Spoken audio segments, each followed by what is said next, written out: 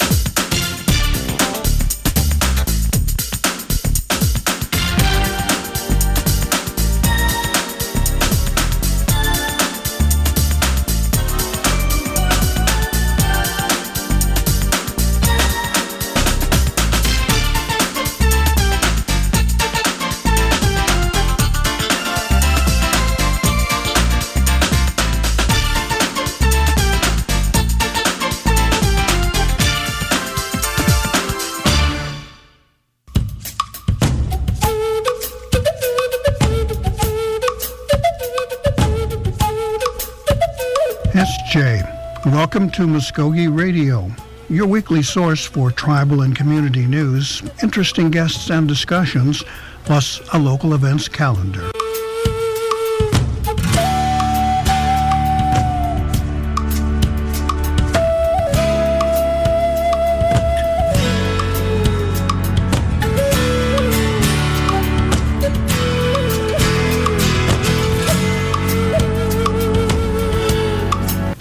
Jay Estongo, Gary 5, Jaho Jifkidos, Muscogee Radio, Mabo Hedgedowedskis. Good morning. Welcome to our program here on 1240 The Brew, here in beautiful downtown Okmulgee. We've got a couple of things to share with you today. First of all, with students getting back into classes and schools around Creek Country. We have Robin Williams from the Muscogee Creek Nation School Clothing Program coming in to talk about the services they offer and the assistance they can give to families and getting their kids dressed for getting back to the classrooms. In the second segment of our show, we'll be speaking with Mr. Cody Hall, who is the media coordinator for the group opposing the Dakota Access Pipeline project up in North Dakota. That started as a grassroots protest against building an oil pipeline across the reservation, Standing Rock Sioux Reservation, and they say threatening their water and sacred sites. So we'll be speaking with him and getting an update on the situation up there. I understand there are thousands of people now joining them, and our own Muscogee Creek Nation has passed a resolution in support of that group, and Mr. Mark Randolph from our National Council will be joining us to discuss that resolution. But first of all, let's welcome Robin Hayes. She's the supervisor for the school clothing program. Welcome. Thank you for coming in. Thank you for having me. Okay. Kids are going back to schools. Homes are settling down for mothers a little bit as the kids are busy in school.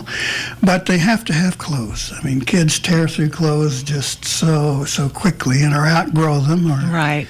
Sometimes the fashion trend changes and they can't be seen wearing that. It was such a last year.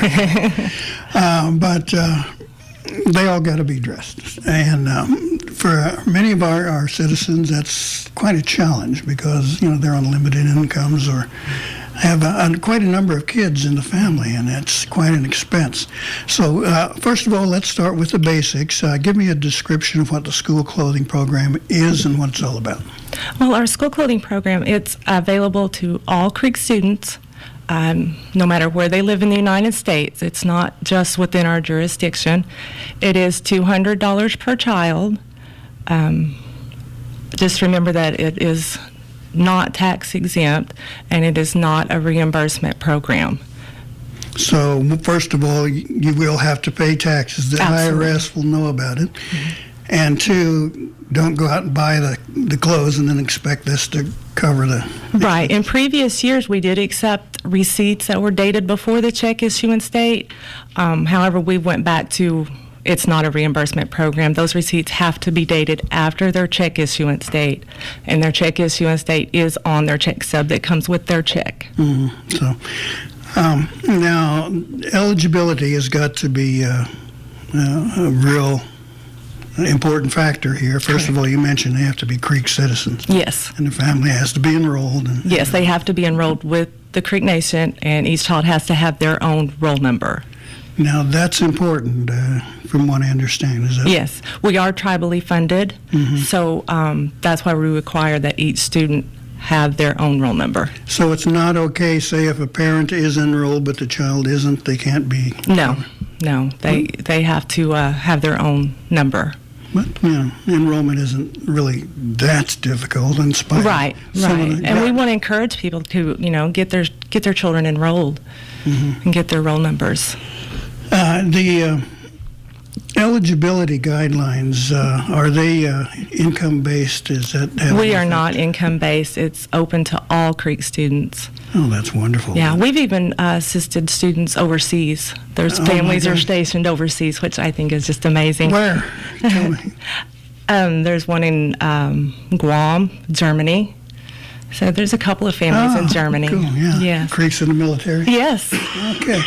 Well, that's pretty cool to learn. Now, are there any other considerations involved in applications that folks need to know about? Yeah, the main one is get the 2-page application completed. That's one of the main things. There's a school enrollment form that the parents have to take to the school and have the school complete. And I just want to remind everybody that all fields on the application have to be completed, such as the children's roll numbers, the children's social security numbers. All those have to be completed, or the application will be mailed back to them as pending. Oh, and that delays. Absolutely, because we're getting so many applications right now. You don't want to delay it anymore. Well, tell me about that now. I would presume that such a program would be quite popular. I mean, for people who really need it, and then others who hear about it say, "Oh, well, that's cool. $200 worth of free clothes."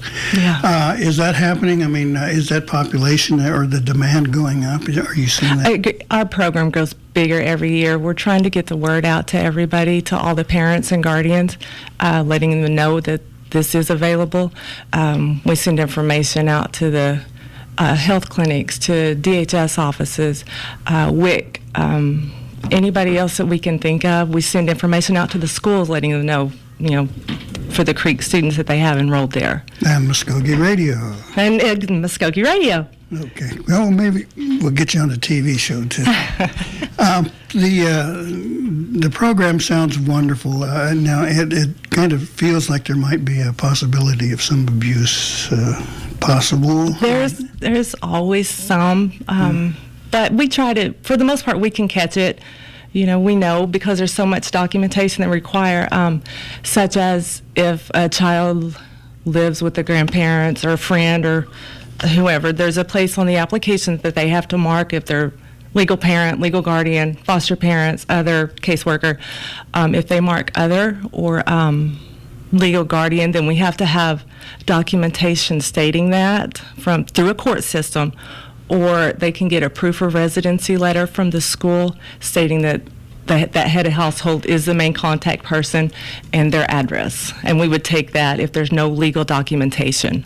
So it sounds like it could be kind of a convoluted process if they can't provide all the information. Right. So have all your ducks lined up before you make the application. Exactly. Now, with this $200,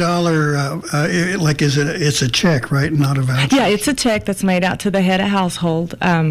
And if they apply for, say, 2 children, they'll get a check for $400. Mm-hmm. 3 children, they'll get a check for $600. Okay. And they can spend that anywhere. They cash it. They can spend it anywhere they want. The only thing we really don't accept is garage sale receipts. Yeah, we've tried that before, but it didn't work out very well for us. You can make up anything there. Yes. I love garage sales, by the way. Now, with kids' clothing, we know that they're kind of trendy, and right. Everyone wants to wear whatever's popular. Mm-hmm. Sometimes it doesn't make a lot of economic sense if you go out and blow $200 on a pair of sneakers. Mm-hmm. I mean, geez, you're Right. out of trouble. Yeah. And when it gets snowy, those sneakers aren't really that Right. useful. So do you provide any sort of guidance there There's not really. I mean, it's really up to the parent or guardian as to what they want to purchase for the children. We don't have a guideline saying you can only, buy certain things as far as clothing. Yeah. It has to be the clothing. And, you got to use some common sense there, Right. Because, if you go to the right places and look at the right kind of things, $200 can... It can go a long way. Yeah, but if you blow it on one pair of jeans that's Yeah. got somebody's name stitched across Right. that doesn't make any sense at all. Right. No, it's good for maybe, one season until you grow out of them, Yeah. this kind of stuff. Do you ever have to turn anybody down, by the way? The only reason we would somebody would not be eligible is if they didn't return receipts to us the previous year, which we're very strict on that. We have to have that documentation showing that money was spent on clothing. So you've got a data bank of applicants, Yes, we do. and I presume that's checked as the application comes in. Yes. Okay. I would like to talk about one of the new guidelines that we have this year is, as I stated before, receipts have to be dated after the check issuance date because it's not a reimbursement program. And those receipts have to be returned to us within 90 calendar days now. Previously, they had all year. But our program is growing so much and getting so big that we have to get those files closed out so we can keep moving on with the new applicants. So if anybody's out there thinking, I don't need to do this, this is just Yeah. paperwork, guess what? Right, and it states it on the guidelines, it states it on the application. Once the check is mailed out to them, we do mail them a postcard letting them know their due date. When those receipts have to be in our office, we no longer accept postmark dates, which we used to do that in the past, but that got, like I said, the program's just too big, it's just too much. So those receipts have to be in our office on their due date by 5 o'clock. That's a pretty reasonable request. Yeah. I mean, you'd be able to prove that you do what the program is supposed Absolutely. to do. I mean, that's fairly simple. Absolutely. And if you don't, you kind of have to scratch your head and think, well, maybe this person isn't complying and Yeah. running a scam on us. Right. And that money's not there for that. We see a lot of, excuse me, we see a number of schools going to uniforms Yes. these days and eliminating some of those social Yes. stratification kind of things that I had to live under. I wasn't wearing the right kind of jeans, therefore I wasn't the right kind of person, and silliness Yeah. like that. But with uniforms, it sort of eliminates that Right. phenomenon. Now, is that a more economic purchase? Does it make more sense for, in stretching your dollars? It seems like it does, according to all the receipts that we get, because there is quite a few schools that's going to uniforms. And it seems like those uniforms aren't as costly as some of the other clothing purchases. And they usually have pretty good sales right before school starts. We've noticed that on the receipts. Right, and there are a number of outlets that specialize in this kind of thing. Yes, And there you are. You Yeah. check them out. And now the program you mentioned has been growing. Do you see any trends there? Is it like elementary population or a higher grades kind of thing, or is it It's just all across- over. It's all over from pre-K through 12th grade. There's no one certain grade or high school or elementary school that does more than the other. It's all over. Any particular area within our jurisdiction that is using this program more than others? It seems like I've noticed, of course, Muscogee. And there's a lot from Tulsa. Yeah, I was going to ask about Yeah, and it's we're getting more like from McIntosh County. It's now that we're getting the word out and making people making the program known. We're just getting them from all over. Well, when people come to you with this newfound knowledge, how are they getting it? Is it word of mouth or is it your own It's word of campaign? mouth. Like I said, we send flyers everywhere we can think of. We send applications out just to all the community centers just so they have them, and they're made available to them at the community centers. Radio. And just any way we can to get the word out. The Creek newspaper. Right. It's just any way we can get the word out to the clients. Okay. And what's the feedback that you get from parents? Our parents love it. They love it. We get calls all the time. We get little thank you letters from the children. They will draw us little pictures and say thank you. So the feedback's really good. They love it. How does that make you feel when you get one of those little letters? No, I love it. I hang them up immediately on our board. Oh, that's for your whole crew then, right? Yes, absolutely. I have an amazing staff. Well, this is one of those programs where you can see tangible results. I mean, Yes. Kids may not be wearing the fanciest of outfits, but, it's good, decent clothing. Yeah, right. Theoretically, will last long, at least through the school year. Yeah. Without getting too torn up. So, is there any resource information that you all provide? Any ideas of what maybe they could purchase, or We do. What makes most sense when you buy a pair of jeans or something like that? And we don't have any resources like that. Like I said, it's really up to the parents or guardians to purchase what they want for the kids. We don't have, you can't spend over $50 on a pair of jeans or anything like that. Right. It's basically up to the parents. Yeah, $50 used to be about 6 pairs of jeans. Right. The support for this program, I presume, is quite strong from the council and Yes. for the administration. What kinds of things are they telling you about it? They've told us that, we're doing a good job, that they get positive feedback from clients on it. So I think the program's doing really good as far as my clients, as far as the students, as far as National Council. We really don't have that many complaints. Mm-hmm.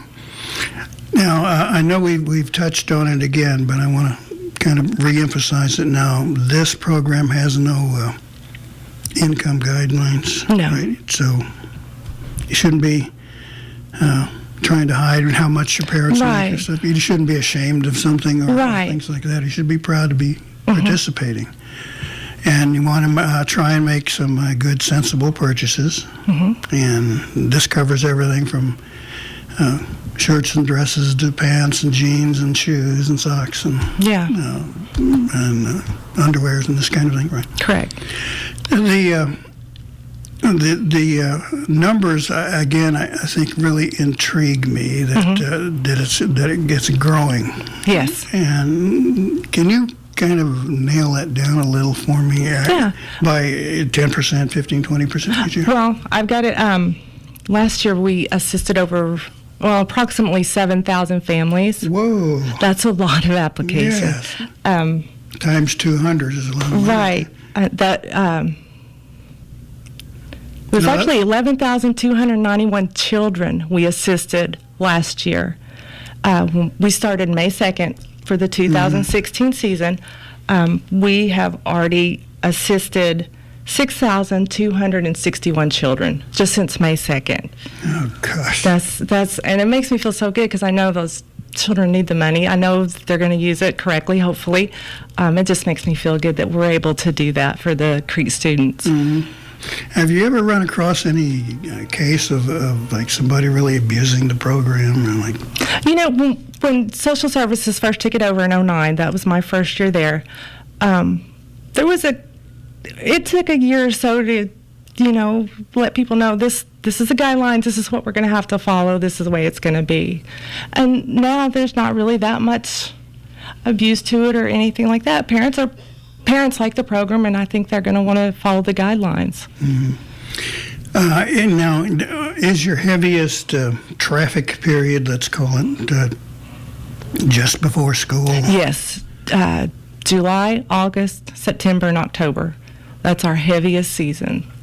And then it'll slow down a little bit, and then right before Christmas, it'll pick up a little bit again. But yeah, as far as our busiest season, it's right before school starts. Mm-hmm.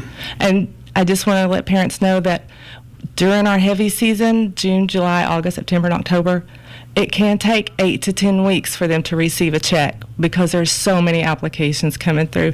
And so not only are we processing applications, we're also processing receipts, because we go through each receipt, review it, and make sure that money was spent on clothing purchases. How many people do you have to cover this task? We have 3 staff. Oh, my. Yeah, a lot of coming in early and a lot of staying late. Oh, I can envision. But it's worth it. I can envision, desks with stacks of paper. Yes, that's basically what our desks look like. Some poor staff member tearing their hair out. Oh, I can't stand it. But like I said, I have an amazing staff, so it works well. Well, our compliments to them and the job they're doing. Yes. You've got this many satisfied customers. Right. Now, in the future, do you think you'll be remaining the same status quo? Will there be perhaps more staff members to help process the paperwork or whatever? And I know, Yeah, I don't know. I would like to have another staff, full-time staff, because I do have a part-time temp staff. She works 4 hours a day, which helps amazing. She's amazing. It helps us so much. But to have a full-time staff member, another one, and have 4 full-time staff, it would help a lot, because not only are we processing apps, receipts, reviewing apps, reviewing receipts, the phone calls. We get so many phone calls, people asking questions, people want to know the status, which is fine, but a majority of our day is answering phone calls. Oh gosh, I can imagine. And we're not going to let the phone ring if we can help it. We're going to stop what we're doing and answer the phone. Speaking of phone now, just to add to your burden and interest in your program, if someone wanted to obtain an application, wanted to contact you or ask a question, status report, how do they get in touch with you? Our number is on the website. It's on the application. And our main number is 918-549-2473. And just to let people know, you can drop their applications off, you can email them to us, you can fax them to us. They're available on the website. So it's just whatever is easiest for the parents. That's what we want to do. We want to make it as client-friendly as possible. And if someone wanted to drop in person, if they're around the campus, where do they find you? We are just north of the main complex. We're just actually across the street from the 2-story housing building. There's 2 trailers, and we're the back trailer. And you've got a big sign up. And we got a big sign. Okay. Well, wonderful. I wish you well, and strange as it seems, I hope that your workload just overwhelms you. I hope it does too. That means a lot of kids will be wearing some decent clothing and going back to school, whether they like it or not. That's right. Okay. Well, Robin Hayes, please, thank you so much for coming in and sharing this. And anytime you've got something like this that you want to put out there, and let us know, and we'll try and help you out. All right. Well, thank you for having me. Okay, it's a pleasure. Okay, we're going to take a short pause here and try and get Mr. Cody Hall on the line and bring in Mark Randolph to discuss the Dakota Access Pipeline protest and how Native America is dealing with it. So please stay with us here on Muscogee Radio on 1240 The Brew. I started doing it when I was 11. I wanted to be just like my big brother. And some of my friends were already doing it. We got hooked fast. I just can't get enough. I'm Jacob, and I'm addicted to playing the drums. There's lots of stuff that makes it cool to be Native. Doing meth isn't one of them. Find something better to do. Check out ncai.org. A message from the Partnership for a Drug-Free America and the National Congress of American Indians. One Fire Casino in Muscogee offers Ladies' Day every Monday with $5 match play, VIP days for seniors on Tuesdays, lunchtime match plays on Wednesdays and Thursdays, and several other great drawings and prizes throughout the weekend. Don't forget to take advantage of spinning the wheel on Sundays to win up to $5,000 cash. Be sure to check out the daily meal specials at Council Oak Cafe. There are exciting monthly giveaways with extravagant prizes. Come and play at One Fire Casino, where it really is okay to play with fire. Welcome back to Muscogee Radio here on 1240 The Brew in beautiful downtown Muscogee, Oklahoma. Joining me here in the studio is Mr. Mark Randolph from our National Council, and on the phones with us is Cody Hall. Cody, are you with us there? Yes, I am, man. Okay, now for the benefit of our listeners, where are you located right now? I'm located in Fort Yates, North Dakota. That's a long way from our end of the spectrum here in our neck of the woods. So we have seen the growing interest and support for the Standing Rock Sioux people and affiliated tribes in their opposition to the construction of the Dakota Access Pipeline. So let's start right there, and why don't you kind of give me a capsule of what the concerns are all about?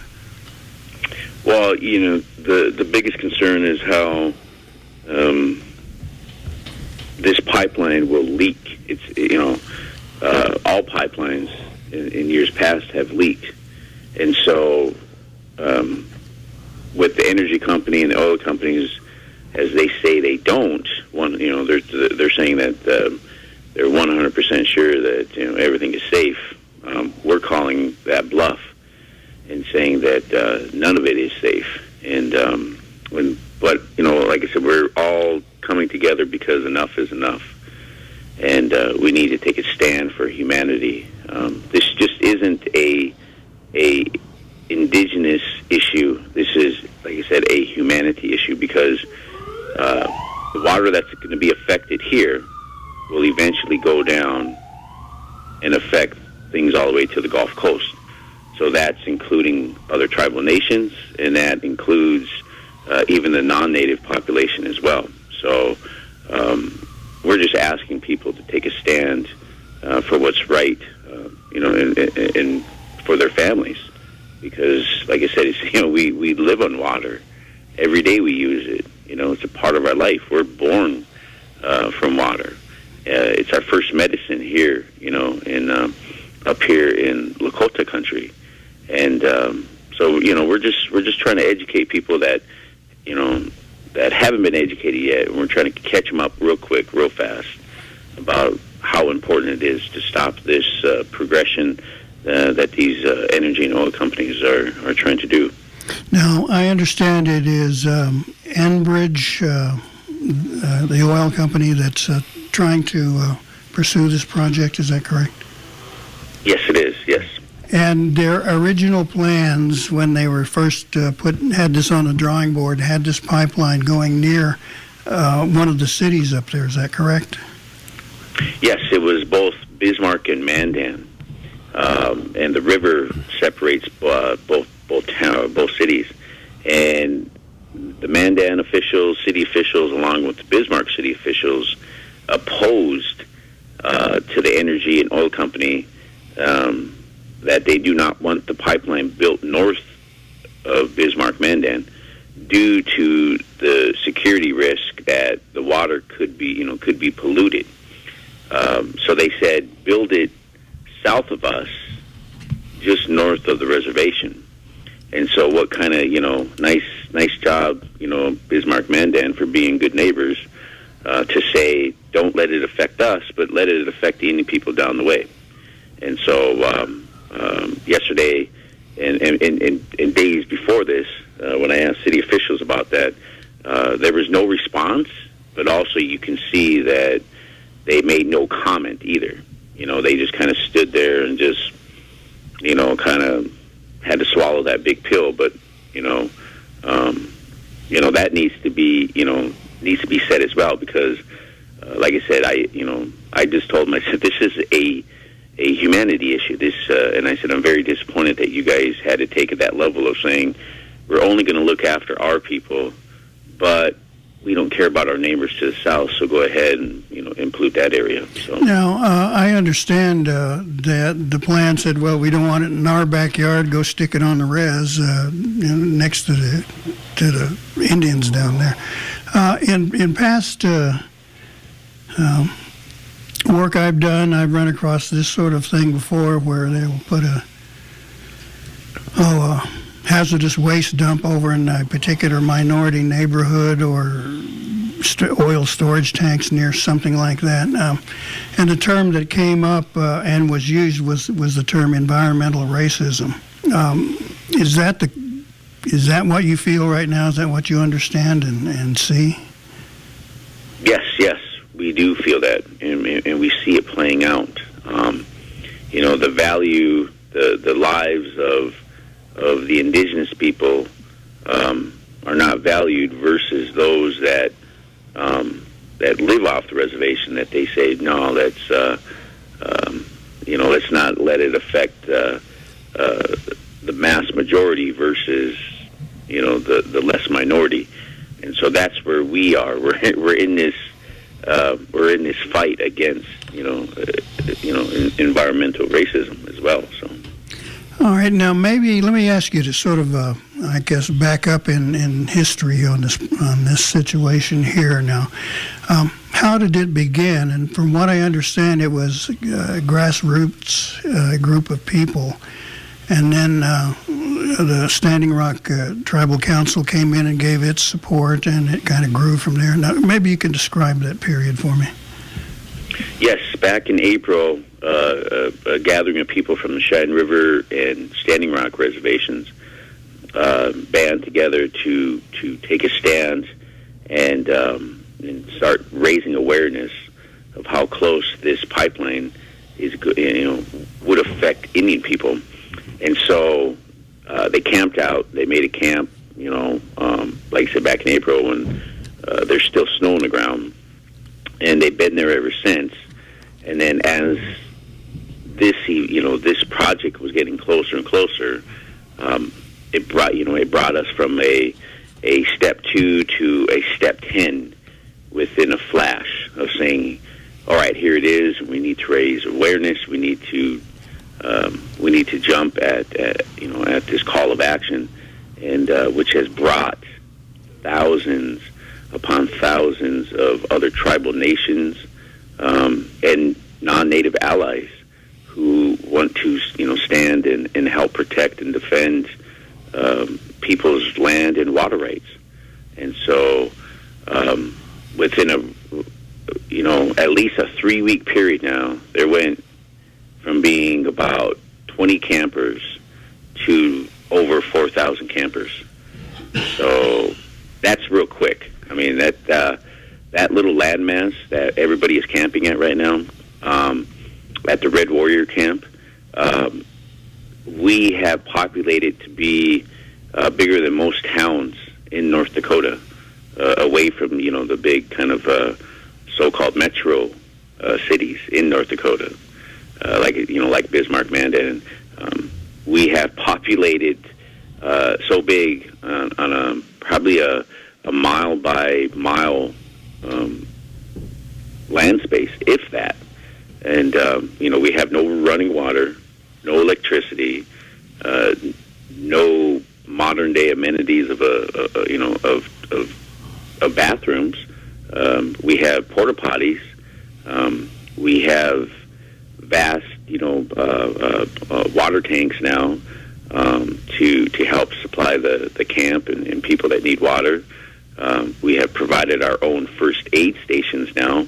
The state of North Dakota was helping provide the first aid and water, and then Governor Dalrymple pulled the plug and said no more help for the Native people, which left that an open-end question of a healthcare issue being wide open. And obviously, Mr. Dalrymple is not a supporter of Native people or Native issues, and so for him to kind of, like I said, ask the emergency department to pull their first aid truck and all the water, facilities that they brought, left it at a high risk for people, not just Native people, but like I said, for everybody there at the camp. And so other tribal nations, my tribe, the Cheyenne River Sioux tribe, trucked up about 5 huge water things that you kind of put in the back of trucks. I can't, I don't know the name of it firsthand, but But you see farmers and ranchers that have them in the back of trucks. Right. I think some of those mounted on trailers are calling, ironically, buffaloes. Yeah. Water buffaloes. Yes. And so, it is really nice to see the support from many tribal nations. Over 70 tribal nations come together and send support for food. I just saw a post this morning that a few tribal nations are coming up with trucks full of freezers with food to help out at the camp now, because, like I said, we're feeding, thousands of people, and they just, they want to take a part of this moment of history. This is literally history in the making, and people want to be there, and they want to say 20, 30, 40 years from now to say, I remember that moment, how they describe it to their families and loved ones, to say I was there, whether I played a small part or a big part. I was there to show support, for our relatives, but also to take a stand for, who we are, our existence as indigenous, original landowners still, and to show that plight, to just come and really, like I said, the fight for humanity. That's really what it is, and to say I was there, that's going to be a huge moment in people's lives. Well, I think even to this day, people of my age who lived through the activist periods are proud to say I was at Alcatraz, or I was at Wounded Knee, or I was at the BIA in Washington, D.C. on the Trail of Broken Treaties, or a dozen or so other events like that. Now, is that kind of where you would rank this situation? Yes. I mean, we are thankful for people to show up and show their support. Some people say, hey, I'll come back next weekend. I just have a Monday through Friday, job, or my kids are starting school, and I get it. That's modern day times compared to 40 years ago when people said, we're going to take a stand, and but at that time, back in '73 for the Wounded Knee standoff, I mean, hundreds of people, that was a necessity. We needed to do that, as much as government officials say that wasn't called for.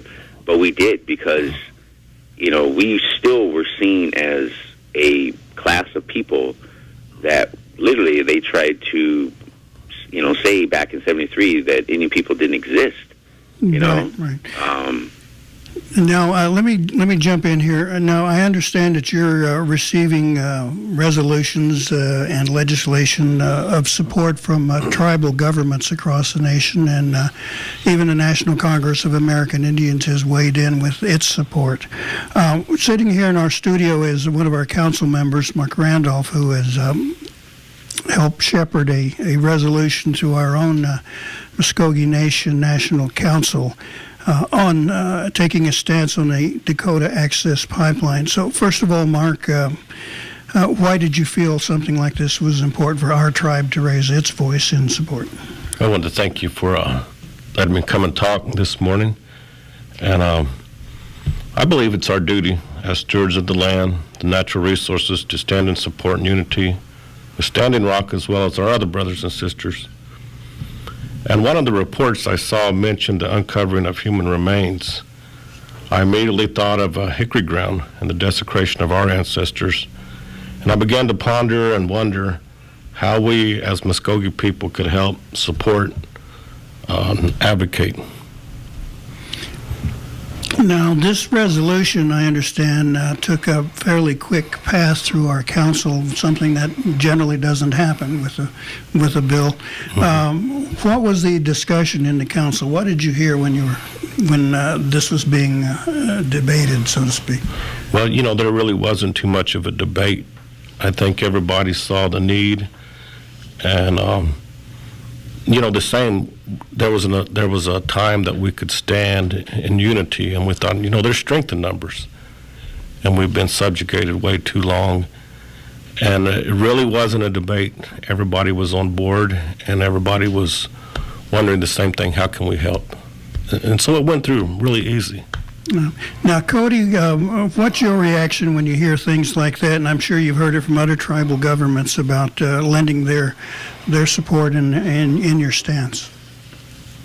Is very heartwarming, because that's who we are as indigenous people, as tribal nations. We have love and compassion for our people, and so we are all called for this same purpose. Unchi Maka, Grandmother Earth, made a calling to all tribal nations and said, protect me, I need help.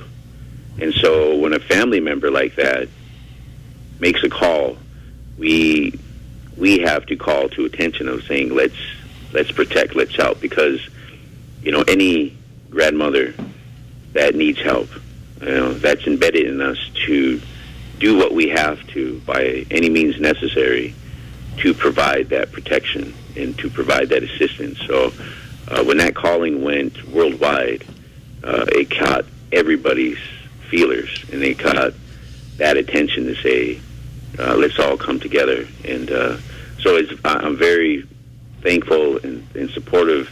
And like I said, it's heartwarming to see those resolutions come one by one by one, even by the dozens every day. And like I said, there's a reason why we're all coming together in there. And this, like I said, that if it happened on the East Coast or West Coast with other tribal nations, that we still show huge support for that. So. Who else have you heard from formal resolutions from other tribes? Can you remember some of those? Oh my gosh! Honestly, I do not remember quite a few of them. Just taking everything for being the media spokesperson for the Red Warrior Camp. I'm seeing those on my social media feeds. And then at the same time, all of a sudden, I'm taking phone calls from national, international news syndicates. And so I see it real quick, and then I'm like, it's back to business. And but I do know that I think it was last count we had somebody from our camp look at it, and it was over 80 tribal nations that wrote resolutions in support of what's going on up here. So.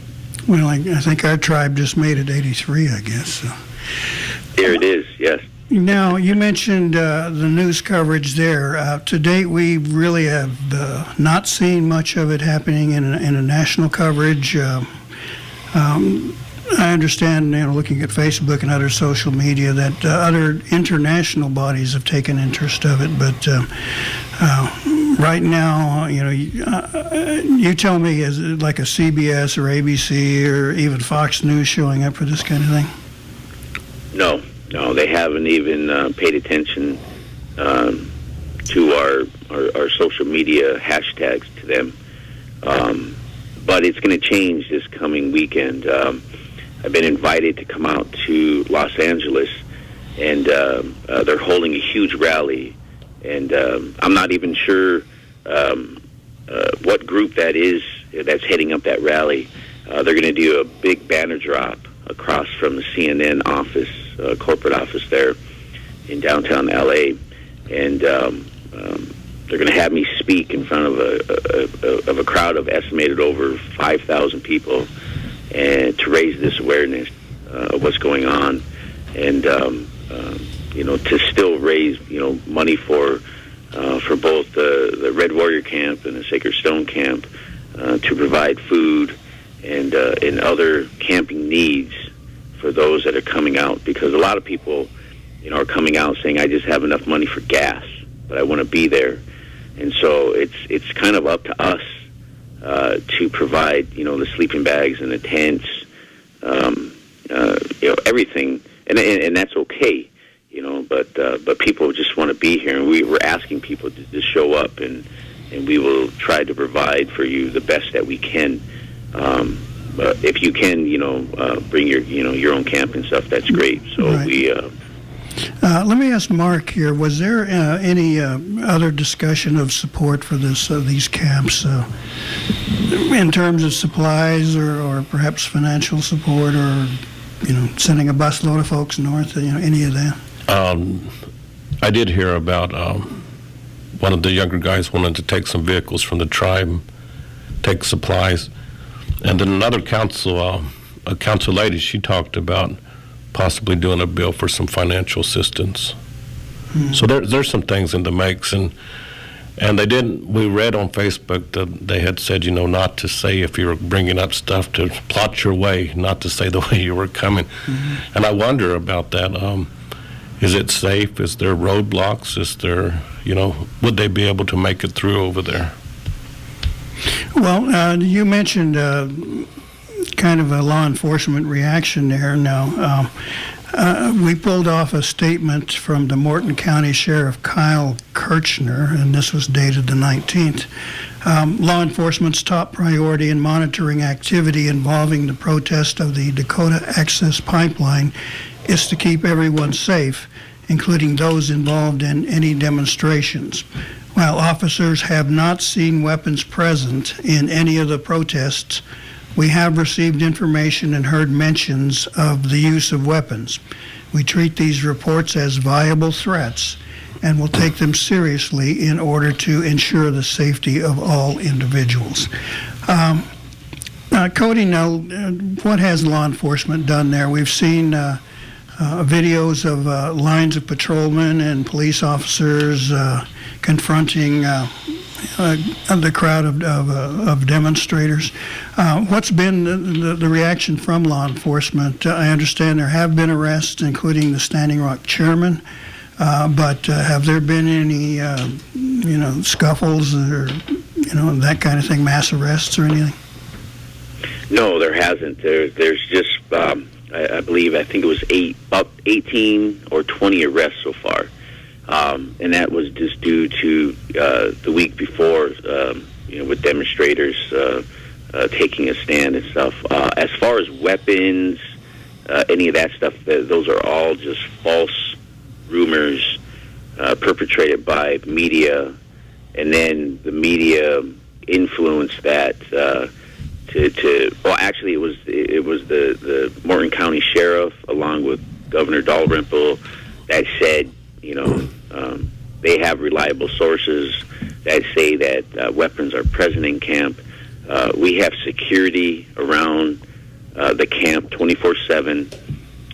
As you come into the camp, they ask you, if you are hearing anything, and if so, please turn around and do not bring it into camp. And so the camp consists of over 80%.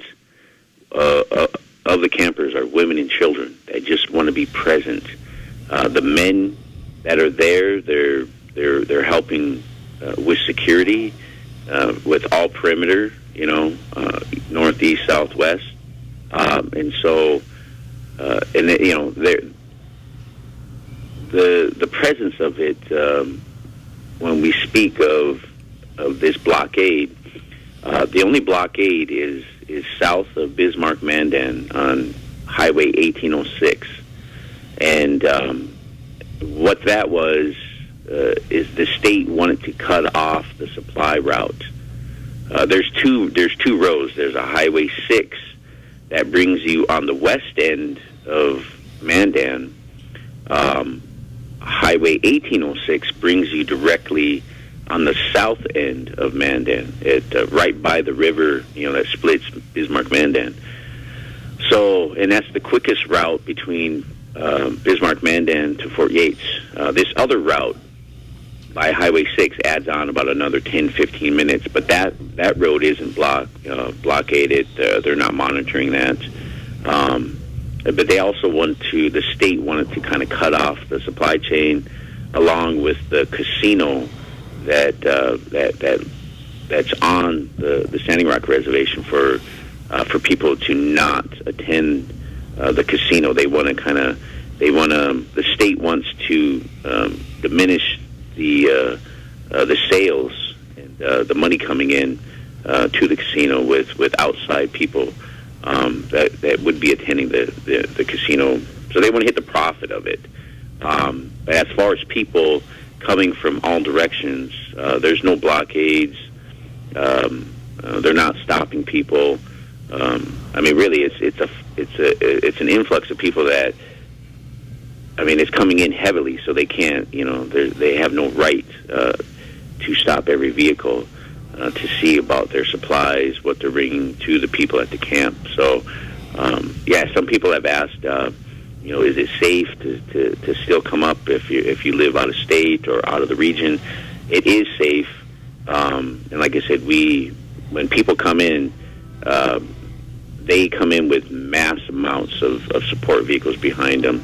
And when we see that, like I say, we just alert the security to say, this tribe is coming in, whether they're running.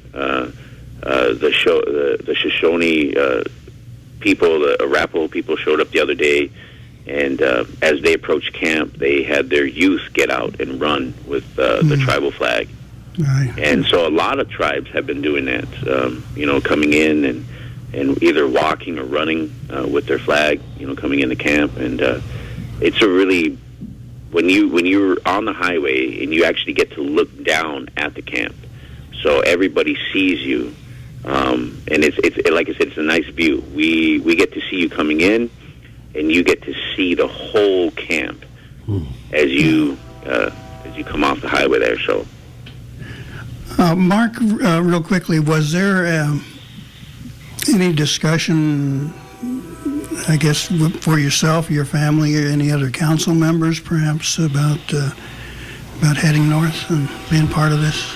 Well, there was, inside myself, I thought about it, and I followed it closely on the YouTube and on Facebook, and as an alumni of Haskell Indian Nations University and someone who worked there for 10 years, I have made contacts, friends, as well as extended family with people from all different tribal nations. And I have a lot of good family and friends among the Lakota and Dakota people. And so we thought about it, but things keep us here. But in our spirits, in our minds, in our prayers, every day when I look and I see the things, and I keep praying for protection and enlightenment, and that people would listen, and that they would see that, like Cody had said, this isn't just a Native thing, it's a humanitarian thing. This affects everyone. All right. Cody, you used a phrase earlier that included the words, any means necessary. And that, made me kind of quickly flash back to Malcolm X and some of the Black Panthers, and they were willing to use any means necessary, and came in several calibers and that sort of thing. You're not going to go that far? I mean, that firearms or violence or that sort of thing is not part of what you're doing? No. We have always promoted nonviolent actions. We have trainers that have come in from across the country that are trained in human body chains. How you link each other up. And I've never been a part of that type of action. As far as just our marches and rallies that we've done in South Dakota, where we've just stood as a group of people, raising issues and stuff. These groups that have, like I said, have come from all over the United States, have been trained in this type of action. They've helped the Black Lives Matter people, duct tape themselves, arm to arm, and really, there's all types of actions that, like I said, when it comes to nonviolent ways to express how you want to protect. So they've done these types of trainings at the Red Warrior Camp, and that's really where we are pushing that emphasis of nonviolence. And at most of the time, I think you can look at it and say, to be a nuisance.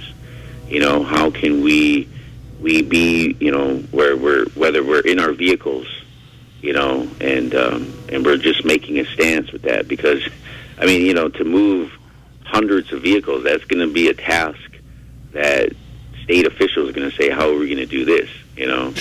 Sure. They're not doing anything. They're just parked there. And so that's really the emphasis of what, when I say by any means necessary, I mean nonviolent, any means necessary. That's important to stress for anyone who's considering joining you. Leave your heat at home and come with a good attitude.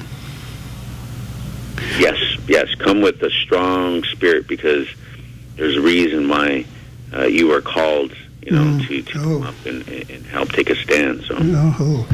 Now, where are we right now with this situation? I understand there was a court hearing or some sort of legal meeting recently, and has the project, the actual construction, halted for at least this moment?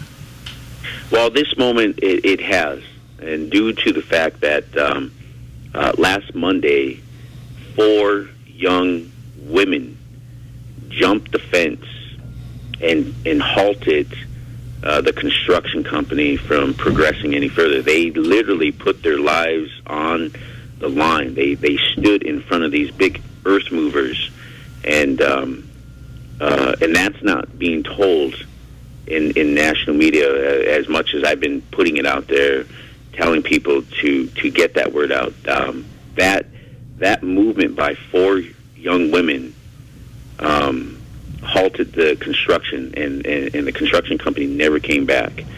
And last Monday, the Enbridge stock took a plummet in excess of millions of dollars that they lost at the end of the day, Monday last week. And then Tuesday they opened up with over, I think it was projected over $4 million of a loss to open up the Tuesday stock exchange of their share.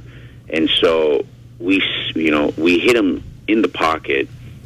Now investors are saying we are closely looking at this situation in North Dakota.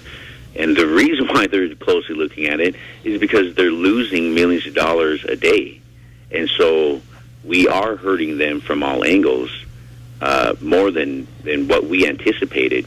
But we need to give credit to these 4 young women who took a stand in a non-violent way, and said, I will do what it takes to protect my people and my kids.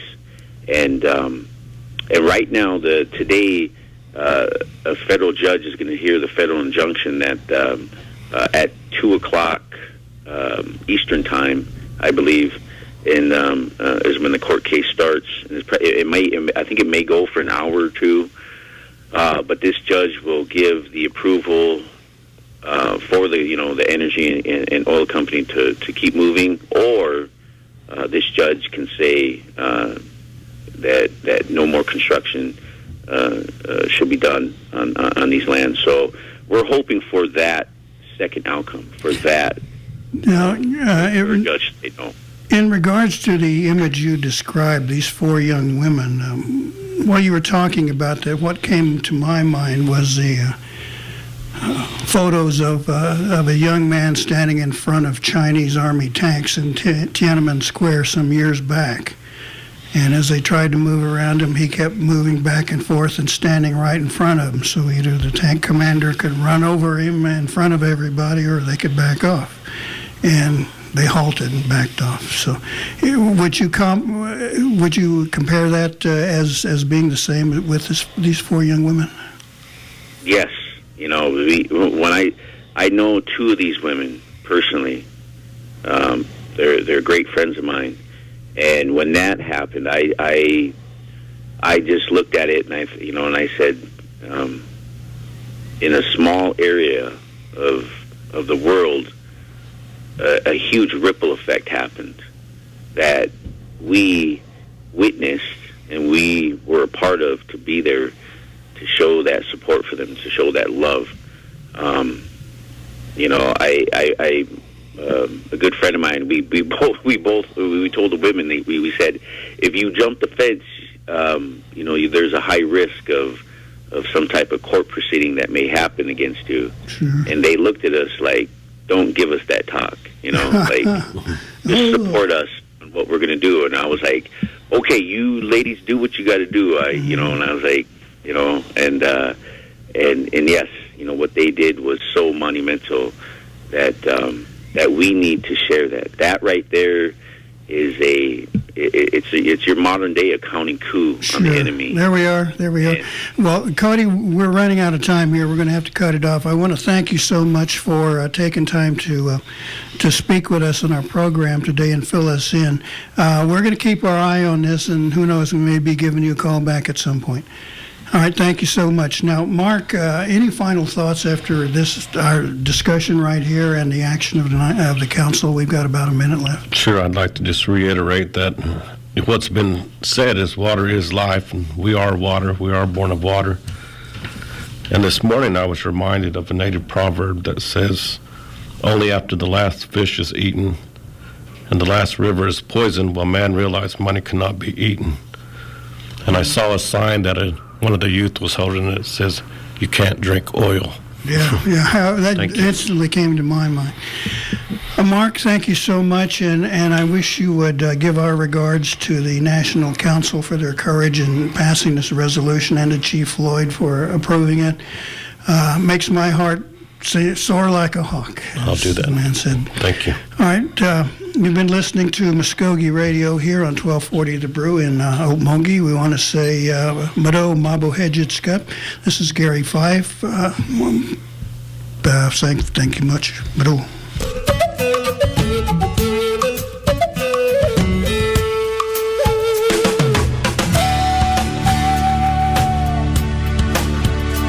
You've been listening to Muscogee Radio. Join us again next week for more local, tribal, and community news and updates. Mado.